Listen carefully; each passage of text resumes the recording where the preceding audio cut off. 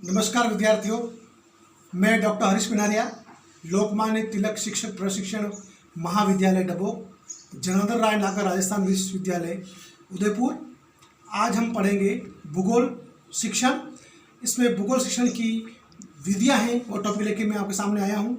Topic इसमें विधियों में बहुत सारी है, जैसे प्रादेशिक विधि, तुलनात्मक विधि, प्रदर्शन विधि, आगमन विधि, निगमन विधि, प्रयोजना विधि, प्रयोगशाला विधि आदि प्रकार की है। सबसे पहले हम पढ़ेंगे आज प्रोजेक्ट विधि या योजना विधि कहते हैं उसको। प्रोजेक्ट विधि जॉन डीवी के प्रयोजनवाद के सिद्धांत पर आधारित प्रोजेक्ट विधि 1918 में प्रतिपादित की गई। विभिन्न देशों में इस विधि से शिक्षण में स्वाभाविकता, सजीवता आती है। यह विधि बालक को स्वाभाविक परिस्थितियां प्रदान करती है जिसमें वह महत्वपूर्ण, उद्देश्यपूर्ण, समस्यापूर्ण मूलक कार्य को सजीवता से संपूर्ण करती है। किलपेट्रिक के अनुसार प्रोजेक्ट सामाजिक वातावरण में पूर्ण संलग्नता से किया जाने वाला उद्देश्यपूर्ण कार्य है। प्रोजेक्ट विधि के जो प्रकार हैं वो प्रमुख 4 प्रकार के प्रोजेक्ट होते हैं: रचनात्मक प्रोजेक्ट, रसास्वादन प्रोजेक्ट, समस्यात्मक प्रोजेक्ट और कौशल प्रोजेक्ट।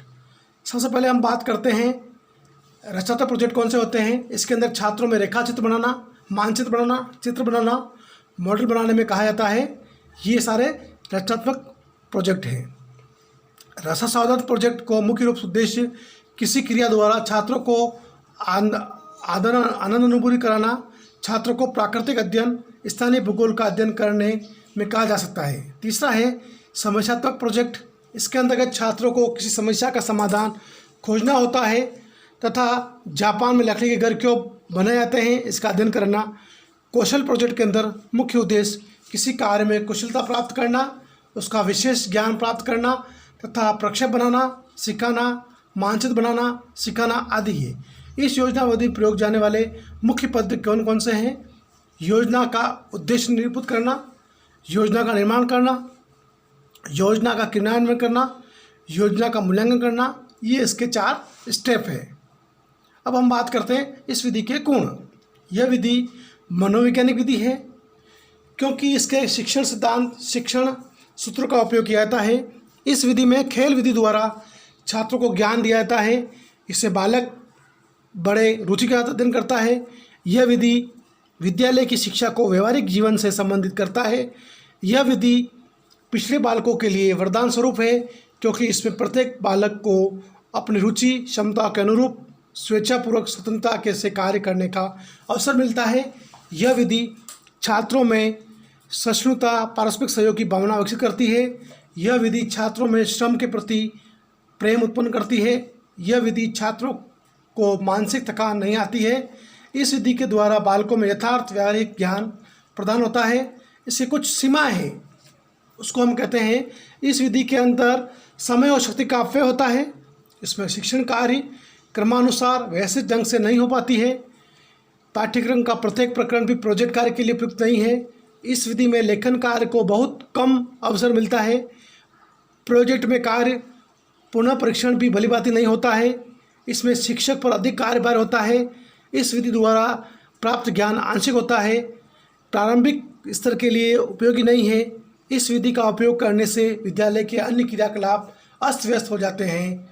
अब हम बात करते हैं दूसरी विधि जो एक और है हमारे सामने, वह है प्रयोगशाला विधि। अब हम पढ़ेंगे प्रयोगशाला विधि के अंदर पढ़ेंगे हम प्रयोगशाला विधि। हम प्रयोग भूगोल के अंदर बहुत सारे ऐसे टॉपिक हैं जिसको प्रयोगशाला के माध्यम से पढ़ा जा सकता है, जैसे चंद्र ग्रहण, सूर्य ग्रहण, ऋतु का परिवर्तन, हिमालय की उत्पत्ति, हिमालय की क्रिया, भूकंप की क्रिया, ग्लोबल वार्मिंग आदि प्रक्रिया, बादल का बनना, बादल का फटना, मुख्य रूप से प्रयोगशाला के माध्यम से हम पढ़ा सकते हैं। तो प्रयोगशाला विधि जो है वो है प्रयोगशाला विधि सर्वप्रथम विज्ञान शिक्षण में इसकी सफलता को देखकर भूगोल शिक्षण में ही इसके प्रत्येक स्तर पर इस विधि का प्रयोग हो रहा है। इस विधि में छात्रों की ऐसी परिस्थितियाँ उत्पन्न की जाती है जिसमें छात्र क्रिया द्वारा ज्ञान प्राप्त करता है।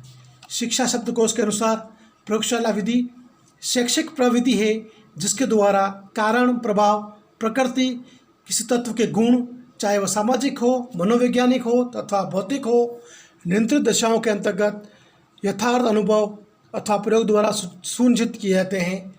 इस प्रयोगशाला विधि के कुछ पद हैं, स्टेप जो हैं: समस्या का चयन, प्रस्तुतिकरण करना, दूसरा है तथ्यों का विश्लेषण, तीसरा है सामान्यीकरण करना, चौथा है अभिलेखन करना, पांचवा है मूल्यांकन करना।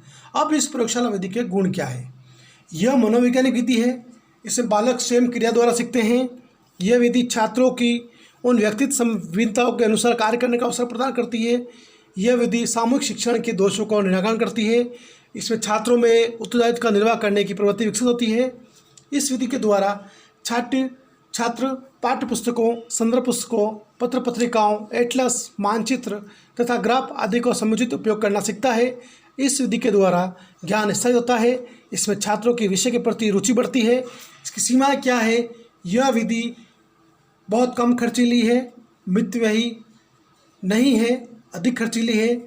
इस विधि में शिक्षक पर अधिक कार्यभार रहता है। इस विधि का प्रयोग सभी प्रकरणों के लिए शिक्षण में नहीं किया जाता है। इस शिक्षण में समुचित निर्देशन के अभाव में इस विधि का प्रयोग छात्रों द्वारा नहीं किया जाता है।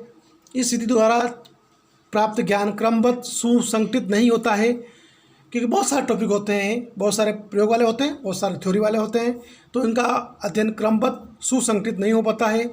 सभी विद्यालयों के पास भूगोल से संबंध प्रयोगशाला का अभाव है। इस विधि की सफलता के लिए हमें प्रयोगशाला की अधिक आवश्यकता है। धन्यवाद सभी को।